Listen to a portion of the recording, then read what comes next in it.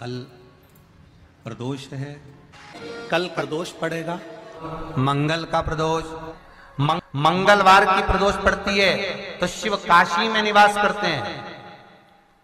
बुधवार की प्रदोष पड़ती है तो शिव रजत भवन में निवास करते हैं।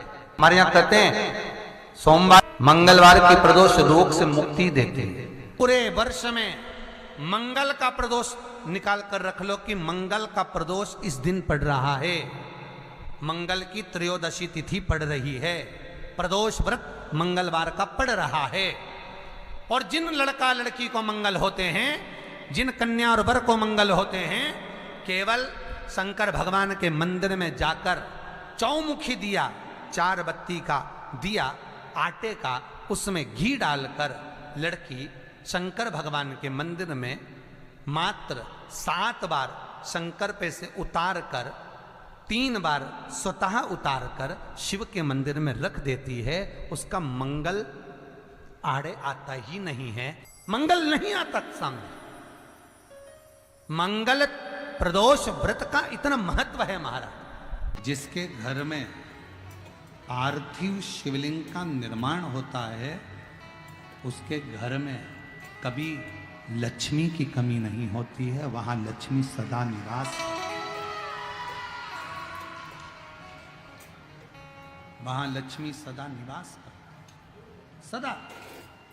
और मेरी जीजियों, जितनी मेरी बेटियां बैठी हैं, माताएं बैठी हैं, मेरे भाई जितने बैठे हैं, जितने मेरे जीजी बैठी हैं, जितने मेरे जीजा बैठे हैं, उनसे निवेदन करूंगा, महीने में 2 महीने में 4 महीने में 6 महीने में ऐसा नियम बनाओ कि मिट्टी अपने गमले में से लेकर भले गमले के अंदर ही शिवलिंग का निर्माण कर लो, उसकी पूजन कर लो, दिया लगाकर जल चढ़ाकर बाबा से प्रार्थना कर लो और उसी मिट्टी को वहीं गमले में ही विसर्जन कर।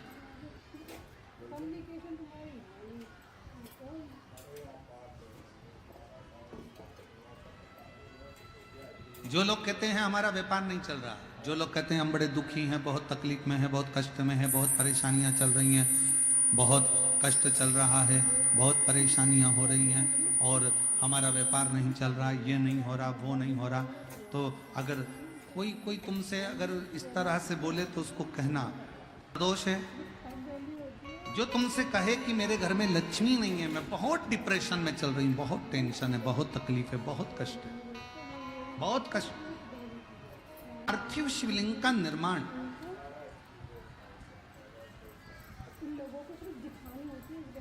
पार्थिव शिवलिंग का निर्माण महाराज प्रत्येक घर में हर महीने भले गमले में करो, थाली में करो, पूजन के स्थान पर करो, पर पार्थिव लिंग का निर्माण होना चाहिए प्रत्येक में। और फिर निवेदन करें, जिसकी जिंदगी में कर्जा ही कर्जा डूबा हुआ है, कर्जे में लदालूम हो और कोई उन्नति हो ही नहीं रही, बहुत कष्ट में हो गए, तो प्रदोष के दिन बेलपत्री के वृक्ष के नीचे दीप लगाएं, शिव जी के मंदिर में जाकर दीप लगाएं और अपने घर के दरवाजे पर दीप लगाएं। प्रदोष के दिन बेलपत्र के वृक्ष के नीचे लगाया गया दीपक, शिव मंदिर में लगाया गया दीपक और अपने दरवाजे पर लगाया गया दीपक, ये तीनों जब एकाग्रित भाव से दीप लगाए जाते हैं तो ब्रह्मा विष्णु महेश हमारे कार्य की सफलता देते ही हैं। उसमें अटकल नहीं है, उसमें तकलीफ नहीं है।